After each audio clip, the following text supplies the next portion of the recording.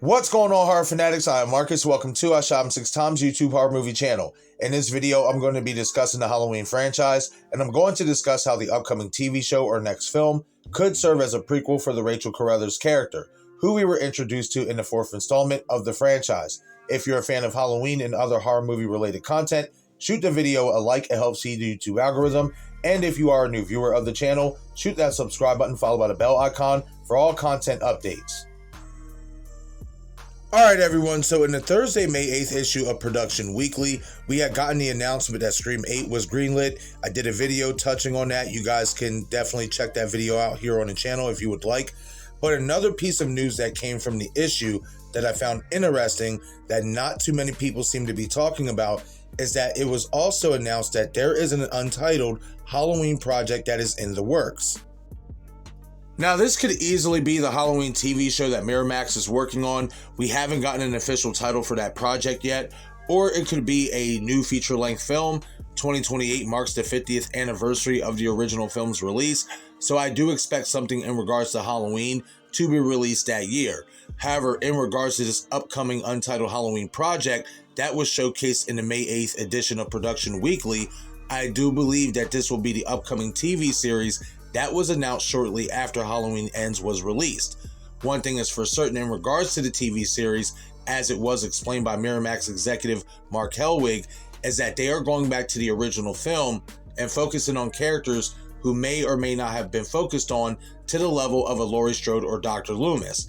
This could mean someone like Sheriff Brackett could get more focus, or someone like Richie Castle, who was the first person that we've seen on screen have a face-to-face encounter with Michael Myers as the Shape.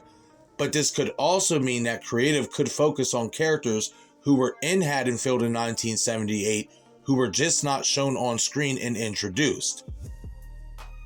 One character who creative could decide to focus on is the Rachel Carruthers character. Rachel would be introduced as Jaime Lloyd's foster sister in Halloween 4, The Return of Michael Myers, who became a fan favorite, who was also unjustifiably killed off way too soon in the franchise in the following film Halloween 5, The Revenge of Michael Myers, much to the displeasure of the fan base, who agrees that the character deserved a way better ending to her story than what we got.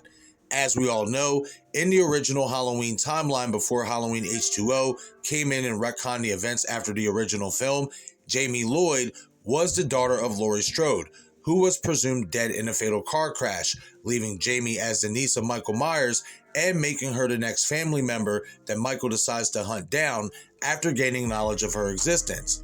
However, before Rachel became Jaime's foster sister and before she had to do battle with Michael in order to protect Jaime, there is a chance that Halloween 4 wasn't the first time Rachel had encountered the Shape.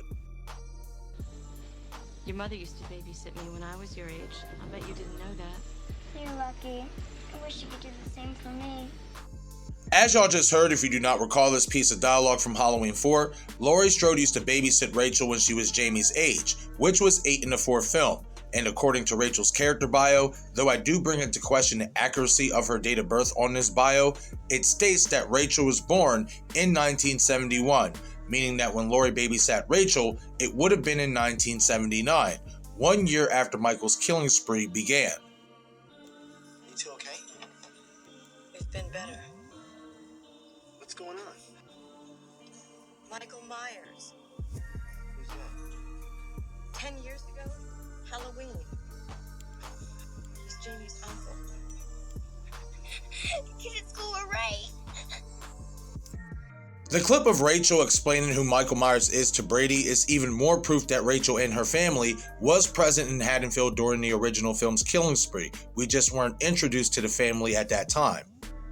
So I do think there is a prequel style story here that they could explore with Rachel's character. How this could be done is we get reintroduced to the character as a child and we briefly follow her and her family's relationship with Laurie in 1979 in the direct aftermath of 78's film's events to play into the mystery of Michael disappearing after being shot by Loomis, while also focusing on the townfolk of Haddonfield and how Michael's killing spree affected them in a direct aftermath of the event instead of just seeing it in glimpses of what transpired afterwards over a 4-year period like we saw in Halloween Ends.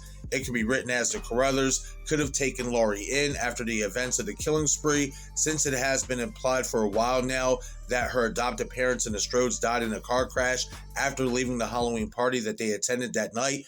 I would play into that notion, because then that could provide even greater clarity as to why Jaime Lloyd was adopted by the Carruthers and not taken in by the Strode family.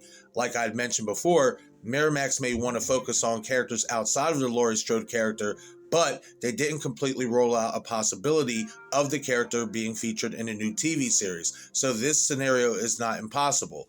With Michael returning on Halloween night 1979 to finish what he started, this could give Rachel her first glimpse of the Shape, which could be seen as a payoff to a particular scene in Halloween 4. Whenever I go back and rewatch Halloween 4, I can't help but think that Rachel knew that this was Michael walking towards her in the alley scene, which is why it sparked the reaction from her that we saw in that moment. By having Rachel encounter Michael when she was a child, it would explain how teenage Rachel knew that this was Michael walking towards her in that scene, which would give her great reason to react the way that she did, not just because the boogeyman has resurfaced, but because she knows the reason why he has resurfaced, which is to come after his niece Jamie. Now, I know some fans may be over the idea of Laurie Strode's character being featured in the Halloween franchise, since we did just follow the character again in the latest trilogy, but the character wouldn't be the main focus for the entirety of the show. And this isn't Jamie Lee Curtis dictating how the story between Michael and Lorie plays out. The character would just be a focus to an extent, as a way to shed more background on Rachel and her parents, to where the show could transition to focus more on those characters, while writing Lorie out of the story in the fashion that Ford's film did, and sticking to the idea of how she is written out. I bring up that last part because Halloween H2O mishandled the retconning of the aftermath of 78's film by not only referencing both the first and second film's endings, but by also having Lorie fake her death, which makes the characters and events in films 4 through 6 canon, even though they weren't mentioned in that film. The TV show can fix that issue by reimagining and slightly retconning the Strode/Carruthers storyline in the way that the fourth film had intended. By focusing on Rachel when she was a child, creative could also decide to focus on Lindsay Wallace as well, since the character made an appearance in Halloween 4 and was a friend of Rachel's. Now, I know Lindsay's character was present during the latest film trilogy, and she has made an appearance in 4 films throughout the franchise, but they never really focused on the character in the way that fans felt she deserved to be focused on. She is kind of always just there. So by bringing back Lindsay, the TV show could fix that issue by not only showcasing her friendship with Rachel, but by also focusing on how Michael had an effect on her and her family's lives in the aftermath of the killing spree. After all, it was the Wallace house that Michael used to place Annie, Bob, and Linda's bodies. So the trauma of that and Lindsay actually seeing Michael lends for the character to have a larger role than what she has been given. Now, I know the whole 1-year absence from Michael when he is not confined in an institution sounds somewhat similar to Halloween Ends' 4-year absence from the character, but in my opinion, him only being absent for 1 year can work a lot better, especially if you make things simple and don't explain where Michael has been in the time that he's been gone, which is something that I felt was a big issue in Halloween Ends. They explained entirely too much because they decided to humanize the character, which hurt the mythology of the character. Michael is supposed to be a mysterious entity that allows the audience to make up their own interpretation on who and what the entity inside of him is. This is an aspect of the character I feel needs to be restored to make the character scary again. Picking up in 79 also gives the fan base and casual audiences a much younger Michael Myers than the one we got in the newer film trilogy, as Michael would once again be in his early 20s during the TV show's events, something that I also feel is necessary for the character since we did just see him in his mid to late 60s in David Gordon Green's Halloween films. In closing, I'm really hoping that the Halloween franchise revisits the Rachel Carruthers and Jaime Lloyd characters. Now, I know the idea I pitched for a prequel type of story for Rachel's character with a soft reimagining of the 4 films' events attached to it doesn't bring Ellie Cornell or Danielle Harris back as those characters, but what it does do is refresh the fan base and the casual movie-going audience who only know or remember the Jamie Lee Curtis-led Halloween films as well as the Rob Zombie ones, who the characters of Rachel and Jamie are within the franchise during the OG Tomline's events. which could be a great setup for a preceding project with both actresses returning to reprise their roles as the characters in modern times.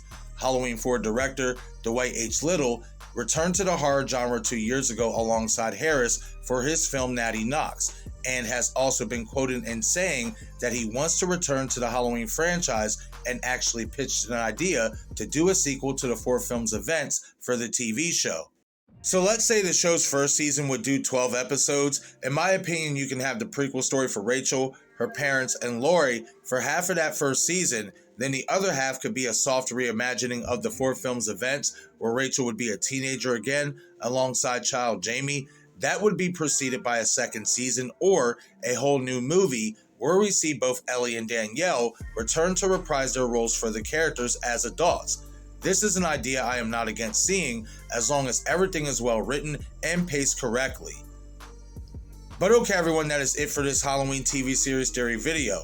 Leave a comment down in the comment section below and let me know your thoughts on everything that I discussed. Would you like to see a brief prequel style story for Rachel's character, her family, and Laurie Strode, with Michael returning in 1979 to kill Lorie, with Rachel being present during the attack? How would you feel if the TV show went in that direction and followed it up with a soft reimagining of the 4 films' events all in one season? As well as let me know if you would like to see Ellie Cornell and Danielle Harris return as Rachel and Jaime in modern times, with Dwight H. Little returning to direct and continue the story that he started with Halloween 4. Once again, I am Marcus and this is iShine6Times YouTube Horror Movie Channel. Follow me on all of my social media platforms. Thank you all for watching.